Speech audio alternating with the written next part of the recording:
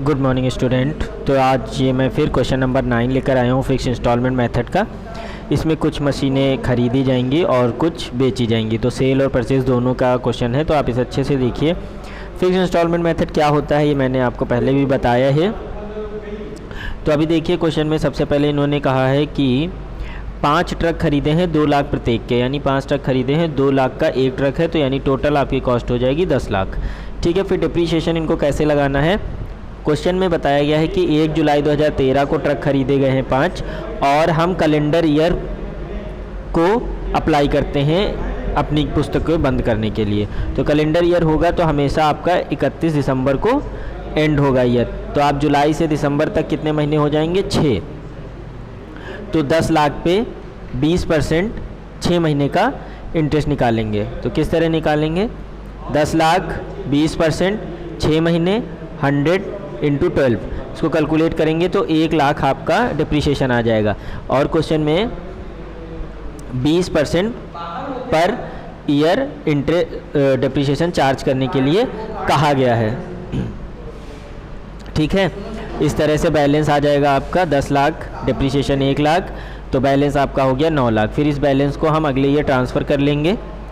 तो अब 2014 जनवरी 1 से 2014 दिसंबर 31 तक, यानी पूरे 1 साल का डिप्रीशिएशन लगाएंगे 10 लाख पर। तो 10 लाख का 20% 2 लाख आ जाएगा। 10 लाख पे इसलिए लगा रहे हैं क्योंकि फिक्स इंस्टॉलमेंट मेथड या स्थायी प्रयाग विधि जो होती है उसमें हम जितने की मशीन या ट्रक जो भी है वो ख़रीदते हैं उसी पर डिप्रीशिएशन लगता है, यानी मूल लागत पे। तो मूल लागत कितनी है, 10 लाख, जिसका 20% आपका 2 लाख हो जाएगा। तो आप 9 लाख से 2 लाख को माइनस करेंगे, अब 7 लाख आपका बैलेंस आ गया, जिसे हम 14 से अब 15 जनवरी में ट्रांसफ़र कर देंगे। तो 1 जनवरी 2015 को बैलेंस था हमारा 7 लाख, और फिर से 2 लाख डिप्रीशिएशन आ जाएगा उसी 10 लाख पे 20%। फिर 7 लाख से 2 लाख माइनस करेंगे तो 5 लाख आपका बैलेंस आ जाएगा, और हम उसको नेक्स्ट ईयर ट्रांसफ़र कर लाएंगे जनवरी 16 में, 1 जनवरी 2016 को।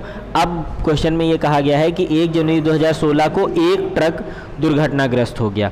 हमने कितने ट्रक खरीदे थे, 5 ट्रक खरीदे थे, जिसकी कॉस्ट 2016 में 5 लाख है, और एक ट्रक दुर्घटनाग्रस्त हुआ है जिसको बेचने पे मिले हैं 90,000।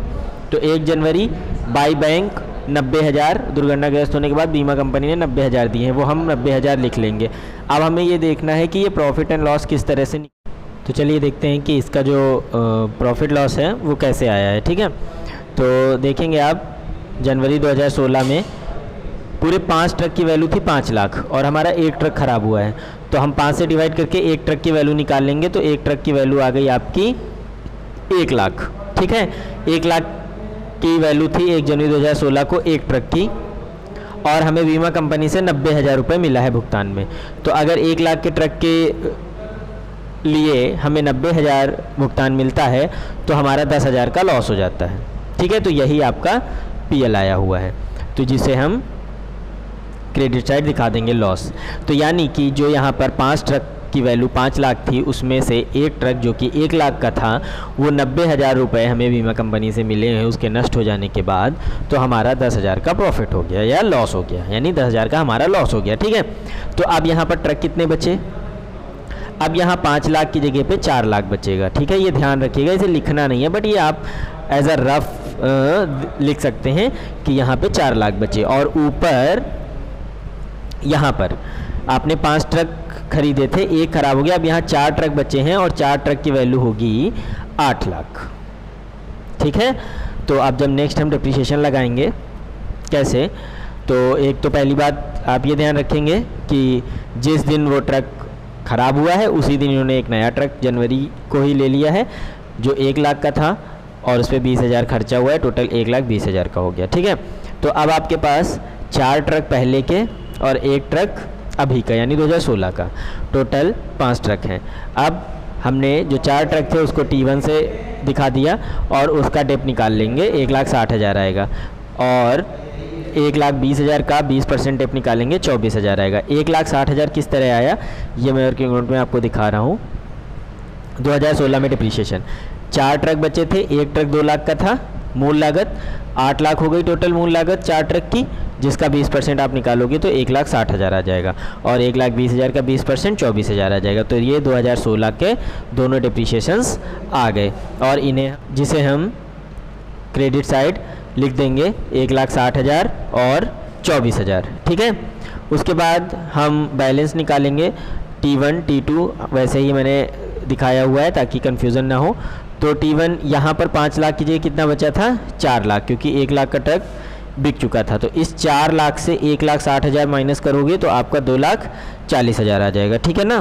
क्यों? क्योंकि 5 लाख के 5 ट्रक थे, जिसमें से एक बिक गया है, तो आपके 4 लाख बचे, ठीक है।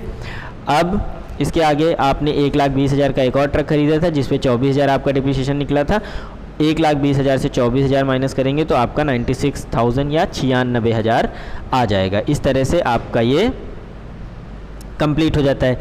फिर आपको क्या करना है, 5 लाख और 1,20,000 को प्लस करेंगे, 6,20,000 आ जाएगा डेबिट साइड, और इस तरफ यानी क्रेडिट साइड आप 90,000, 10,000, 1,84,000 और 3,36,000 ये सारा प्लस करेंगे तो आपका 6,20,000 आ जाएगा। इस तरह से ये ट्रक अकाउंट कंप्लीट हो जाता है। अगर इसके बाद भी कोई डाउट हो या कोई समस्या हो तो आप मुझे मैसेज करिएगा, कमेंट करिएगा। इसकी मैंने सारी डिस्क्रिप्शन में लिंक्स दे रखी हैं, इंस्टाग्राम और फेसबुक की भी, आप वहाँ भी मुझसे कनेक्ट हो सकते हैं और मैसेज करके अपना क्वेश्चन पुट कर सकते हैं, ठीक है। मैं क्वेश्चन का सोल्यूशन जल्द से जल्द प्रोवाइड करा दूंगा, तो आप इसे ज़्यादा से ज़्यादा शेयर करो और चैनल सब्सक्राइब करो, ठीक है। Good bye.